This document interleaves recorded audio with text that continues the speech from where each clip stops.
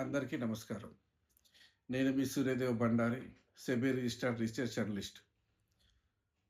ఈరోజు ఫిబ్రవరి 1, 2026 పార్లమెంట్‌లో బడ్జెట్ ప్రవేశపెట్టడం జరిగింది.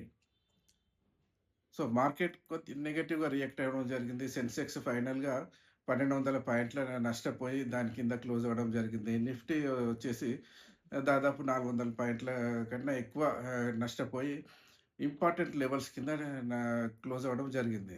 ఇక్కడి నుంచి మార్కెట్స్ ఏ విధంగా ఉండే అవకాశాలుంటాయి?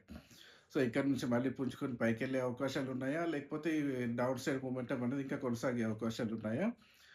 టెక్నికల్ చార్ట్స్ ఏం చెప్తున్నాయి చూద్దాం చలో. ఈరోజు మార్కెట్‌లో సెన్సెక్స్ దాదాపు 1200 పాయింట్లు నష్టపోయింది. దీనికి ప్రధాన కారణం ఏంటి అంటే security transaction talks STT increase చేయడం అనే అదే ముఖ్య కారణం అని చెప్పుకోవచ్చు. ఎందుకు ప్రభుత్వం దీన్ని టార్గెట్ చేసింది అని ఒకసారి మనం గమనిస్తే గనుక హైక్ చేసింది కేవలం మన పర్సెంటేజ్ పాయింట్ ఆఫ్ వ్యూలో చూస్తే గనుక ఆ డెరివేటివ్ సెగ్మెంట్స్‌లో వచ్చే ఎస్టీటీ పైన మాత్రమే హైక్ చేయడం జరిగింది. అది కూడా 0.2% నుంచి 0.5%. పర్సెంటేజ్ వైస్‌లో చూస్తే గనుక చాలా తక్కువగుంటుంది.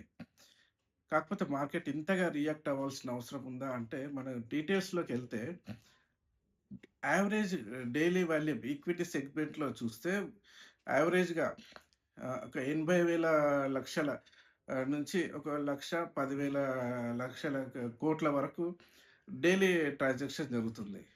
అదే డెరివేటివ్ సెగ్మెంట్‌లో చూస్తే గనుక దీనికి 400 రేట్లు, 500 రేట్లు మినిమమ్ ట్రేడింగ్ అన్నది వాల్యూమ్ అనేది జరగడం చూస్తుంటాం. కాబట్టి డెరివేటివ్ సెగ్మెంట్‌లో చేసే వాళ్ళకి ఇది చాలా పెద్ద మొత్తం అనే చెప్పుకోవచ్చు. అందుకని మార్కెట్‌లు ఈ విధంగా నెగెటివ్‌గా రియాక్ట్ అవ్వడం జరిగింది. ఇక్కడి నుంచి మార్కెట్స్ ఏ విధంగా ఉండబోతున్నాయి? మనం ఒకసారి గమనిస్తే గనుక ఇంతకుముందు మనం 2, 3 డేస్ నుంచి చెప్పుకుంటూనే ఉన్నాం. 25,165 దగ్గర 200 డే మూవింగ్ యావరేజ్ నిఫ్టీకి ఉంది. అది ఎప్పుడైతే దాన్ని బ్రేక్ డౌన్ చేస్తుందో మళ్ళీ డౌన్ సైడ్ మూవ్‌మెంటమ్ బిగిన్ అయ్యే అవకాశాలుంటాయని.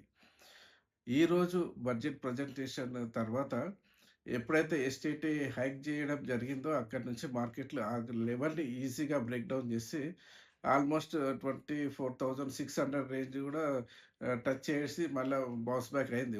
అయినప్పటికీ 200 డే మూవింగ్ యావరేజ్ కిందే క్లోజ్ అయింది. అంటే 24,820 క్లోజింగ్ ప్రైస్ అనుకోండి. ఇక్కడి నుంచి మార్కెట్స్ ఏ విధంగా ఉండొచ్చు అనుకుంటే డౌన్ సైడ్ మూవ్‌మెంటమే కంటిన్యూ అయ్యే అవకాశాలైతే ఉన్నాయి. ఇమ్మీడియేట్ సపోర్ట్స్ వచ్చేసి 24,350. దాని కింద నెక్స్ట్ ఇంపార్టెంట్ సపోర్ట్ వచ్చేసి 24,000. రేపటి సోమవారానికి వచ్చేసి ఇది కీలకమైన సపోర్ట్ లెవెల్స్. ఈ లెవెల్స్ వరకు నిఫ్టీ ఇంకా డౌన్ సైడ్ మూవ్‌మెంటం కంటిన్యూ అవ్వడానికి ఎక్కువ అవకాశాలున్నాయి. ప్రస్తుతానికి నిఫ్టీ సెల్ ఆన్ ర్యాలీ మోడ్‌లో ఉందని చెప్పుకోవచ్చు. దీనికి మనకు బ్యాంక్ నిఫ్టీ కూడా ప్రధాన సపోర్ట్ చేస్తుందని అనుకోవచ్చు ఫాల్‌కి. ఓవరాల్‌గా ఆల్ సెక్టార్స్‌లోనూ అమ్మకాలు ఒత్తిడిగా రావడమే మనం చూస్తున్నాం కాబట్టి బ్రాడ్ బేస్డ్ సెల్లింగే మార్కెట్‌లో వచ్చిందని అనుకోవచ్చు. ఇది ఇంకా కంటిన్యూ అవ్వడానికి అవకాశాలున్నాయి రేపు కూడా. ఇది నిఫ్టీ డైలీ చార్ట్స్. మనం గత కొన్ని రోజులుగానే ఇదే చార్ట్ మెయింటైన్ చేస్తూ వచ్చాం. ఈ రీసెంట్గా వచ్చిన బౌన్స్ బ్యాక్ ఏదైతే ఉందో అది ఏబీసీ కౌంటర్ ట్రెండ్ అని భావించాల్సి ఉంటుంది. ఎప్పుడు బౌన్స్ బ్యాక్ 25,350 నుంచి 25,450 ఆ జోన్ వరకు వస్తే ప్రాఫిట్ బుకింగ్ చేసుకోండి. అట్లీస్ట్ పార్షియల్ ప్రాఫిట్ బుకింగ్ అయినా చేసుకోమని చెప్పడం జరిగింది. ఎందుకంటే అక్కడ ఫెయిల్ అయ్యి మళ్ళీ డౌన్ సైడ్లోకి ఇమీడియట్గా మార్కెట్ టర్న్ అరౌండ్ అయ్యే అవకాశాలు ఉన్నాయని చెప్తూనే వచ్చాం. దాన్ని బడ్జెట్ ట్రిగ్గర్ చేసిందని చెప్పుకోవచ్చు. దీనికి మన బడ్జెట్లో ఎస్టీటీ హైక్ చేయడం కూడా ఒక ఇంపార్టెంటే అనుకోండి.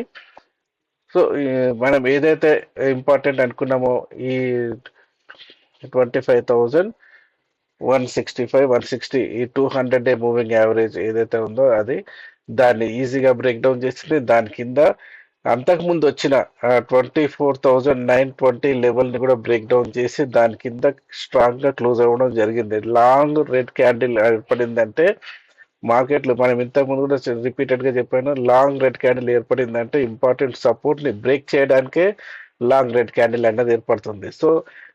24,920 అన్నది ఇప్పుడు ఇంతకుముందు సపోర్ట్గా ఉండింది.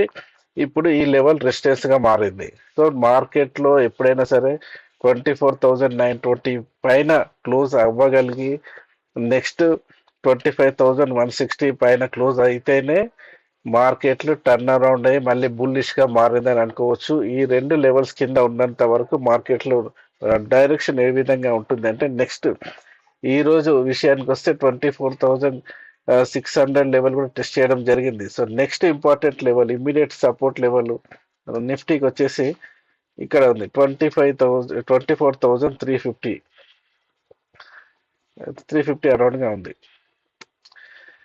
దాని కింద నెక్స్ట్ సపోర్ట్ వచ్చేసి 24,000 దగ్గరలో కనబడుతుంది నిఫ్టీకి. సో ఈ రెండు జోన్స్ దగ్గర ఎక్కడొక దగ్గర రేపు సపోర్ట్ తీసుకునే అవకాశాలు ఉంటాయి.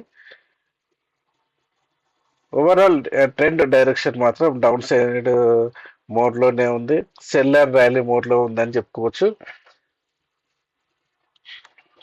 దీనికి ప్రధాన కారణం ఏంటంటే ఎస్టీటీ హ్యాక్ చేయడమే, అందరికీ తెలిసిన విషయమే.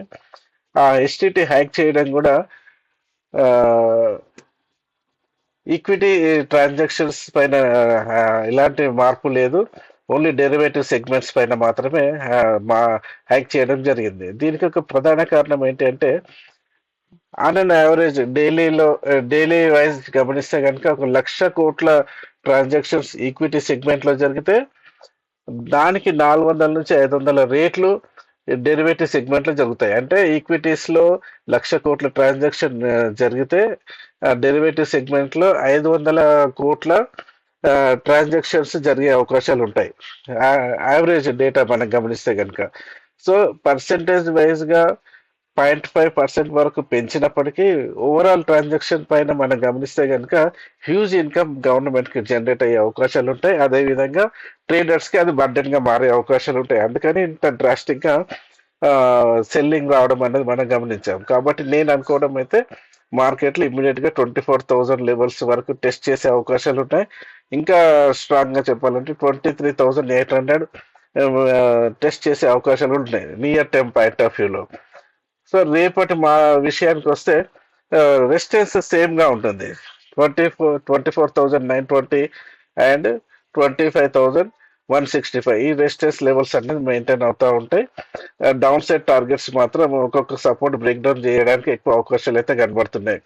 సో ఎప్పుడైనా సరే బడ్జెట్ తర్వాత మార్కెట్ డైరెక్షన్ తీసుకుంది అంటే అది కంటిన్యూ అవ్వడానికి ఎక్కువ స్కోప్ అయితే కనబడుతుంది. కాబట్టి లాంగ్ టర్మ్ ఇన్వెస్టర్లు ఇక్కడ జాగ్రత్తగా ఉండండి. 24,000 దగ్గర స్టాప్ లాస్ పెట్టుకుని 24,000 కన్నా నిఫ్టీ బ్రేక్ డౌన్ అయ్యి దాని కింద క్లోజ్ అవడం జరిగితే మాత్రం మీ లాంగ్ పొజిషన్స్ అనేది రెడ్యూస్ చేసుకోండి. ఎందుకంటే మనం ఈక్విటీ సెగ్మెంట్స్ కాదు, గోల్డ్ అండ్ సిల్వర్లో ఎలాంటి కరెక్షన్ చూసామో సింగిల్ డేలో, మా ఈక్విటీ మార్కెట్లో అలాంటి కరెక్షన్ వచ్చే అవకాశాలు పడి కొట్టిపారేయాలి. ఎందుకంటే సిగ్నిఫికెంట్ కరెక్షన్ మార్కెట్లో ఈక్విటీ మార్కెట్స్లో ఇంతవరకు జరగలేదు.